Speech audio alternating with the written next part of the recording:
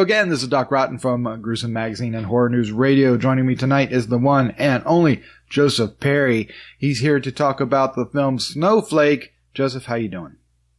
I'm doing very well, Doc. Yourself? I'm doing great. Now, before we get into Snowflake, tell us about where we're seeing Snowflake. What is it associated with a festival?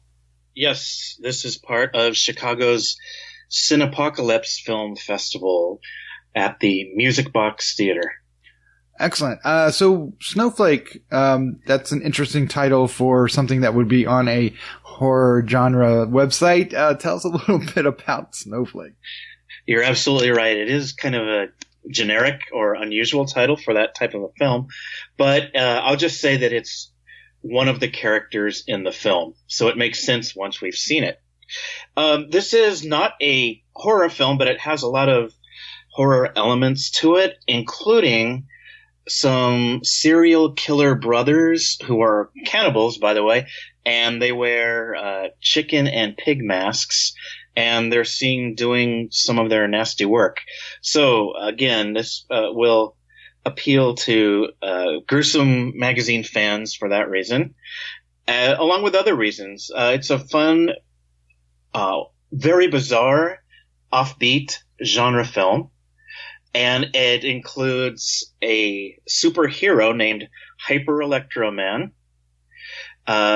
some characters out for revenge. Actually, by the end of the film, almost everybody in the film is out for revenge. So we could call it a revenge thriller. It has some what people might call post-Tarantino themes to it. It also has a lot of absurdity to it. For example, like the Being John Malkovich film by Spike Jonze. So if you like absurdist humor and kind of fairy tale elements with criminal thriller factors and a lot of action and some gruesome horror bits, then you might want to check Snowflake out. And I guess I should say a bit about the story. We have two men who at the beginning of the film are in a kebab shop, and everybody else but the two of them are dead. And as the film goes on in its nonlinear way, we see why some people are seeking revenge on these two men. And I want to say that some of the actors are quite good, especially Xenia Assenza, who plays a young woman who is out for revenge, and she is warned by a character who claims to be God that only he should seek revenge. So, yeah, there are a lot of interesting, intriguing, and as I mentioned, absurdist elements to this film, and I had a really good time watching it. Well, it sounds very different. Is this a U.S. film? Where's the origin of this film? This is a German film. The director is Adolfo J. Kolmerer, and the writer, Arend Remmers, is a character in the film, although he does not play himself.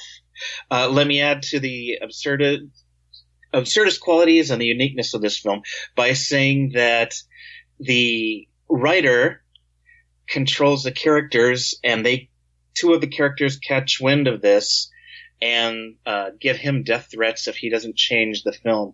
So there's some meta aspect to it as well. Well, that sounds interesting.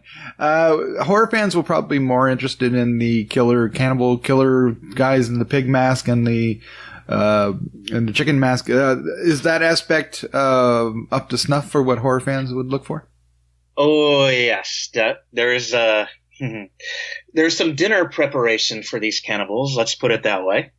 And they are not the only baddies in the film. There are several hitmen and other villains, so you get to see all kinds of vile, nasty work going on in this movie. And you said it does have some dark humor to it, too, I want to add. Dark humor. And you said it was nonlinear, and that's the Tarantino aspect of it? Along with some of the dialogue, and some other aspects, too. But definitely the nonlinear aspect is part of it. Well, it sounds incredibly interesting. Give us your score and your favorite scene. I'm going to give it, 3.5 or 4, choose one. I'm going to go 3.5. Catch me on another day and I might go 4, but officially 3.5. You can go 3.75 if you want. Let's do it. All right. 3.75. 3.75. And favorite scene? So many of them. Pretty much anything Xenia Assenza is in, because her performance is amazing. But I'm going to say the scene in which the two characters named Javid and Tan, the ones who realize that they are part of a screenplay, make peace with the scriptwriter. It's one of the more poignant moments in the film. Wow. I did not expect that. All right, Joseph, thank you for another great review. Let's say goodnight. Good night. Be sure to visit gruesommagazine.com to listen to the other gruesome podcasts, Hard News Radio, and Decades of Horror. Also check out the Gruesome Magazine Quarterly, available in digital and print-on-demand format.